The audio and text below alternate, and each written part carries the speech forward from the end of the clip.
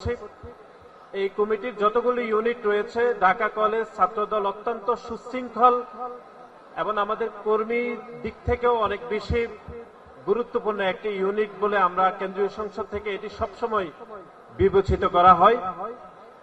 আজকেও এই যে উপস্থিতি ঢাকা কলেজের বিভিন্ন শিক্ষার্থীদের মধ্যে থেকে আমরা মনে করি যে ঢাকা কলেজ ছাত্রদল অত্যন্ত প্রাণবন্ত এবং একটি সুশৃঙ্খল ইউনিট বলে আমরা মনে করি। আপনারা অনেকে জানেন যে গতকাল রাতে একটি অনাকাঙ্ক্ষিত ঘটনা ঘটেছে। আমরা ঢাকা পলিটেকনিক্যাল ইনস্টিটিউটে বাংলাদেশ জাতীয়তাবাদী ছাত্রদলের বিভিন্ন পর্যায়ের নেতৃবৃন্দের উপর আমরা দেখেছি যে ছাত্র শিবিরের এক ধরনের হামলার ঘটনা ঘটেছে। ইতিমধ্যে বাংলাদেশ জাতীয়তাবাদী ছাত্রদলের পক্ষ থেকে আমরা মামলা করার সিদ্ধান্ত নিয়েছি। আর অল্প কিছুক্ষণের মধ্যে আমরা মনে করি যে যারা গতকাল ঢাকা পলিটেকনিক্যাল ইনস্টিটিউটে হামলা করেছে তাদের বিরুদ্ধে বাংলাদেশ জাতীয়তাবাদী ছাত্রদলের পক্ষ থেকে মামলা দায়ের করা হবে।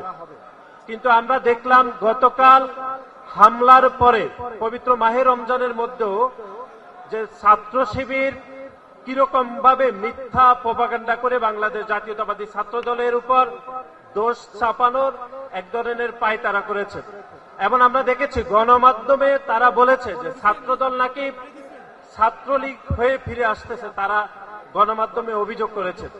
আমরা 5 তারিখের পরে যে বাংলাদেশে ছাত্রলীগ ফিরে আসার রাজনীতি আমরা দেখেছেন যে ডাকসুর যে তথাকথিত বিপি এবং জিএস যে জনাব ফরহাদ জনাব সাদিক কায়েম যেভাবে ছাত্র শিবিরের রাজনীতি করেছেন, আমরা মনে করি যে 5 তারিখের পরে ছাত্রলীগ যদি বাংলাদেশের রাজনীতিতে কোনোভাবে ফিরে আসে সেটা তাদের মাধ্যমে ফিরে এসেছে বলে আমরা মনে করি।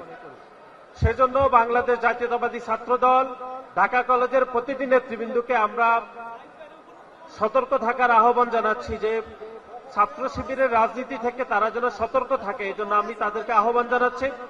একই সাথে আমরা মনে করি যে বাংলাদেশ জাতীয়তাবাদী ছাত্রদল ঢাকা কলেজের প্রতিটি নেতৃবৃন্দ অত্যন্ত সুশৃঙ্খল ভাবে জনাব তারেক রহমান যে ভিশন নিয়ে আগামী যে বাংলাদেশ পরিচালনা করছেন সে বিষয়ে ঢাকা কলেজের প্রতিটি নেতৃবৃন্দ অত্যন্ত সতর্ক থাকবেন।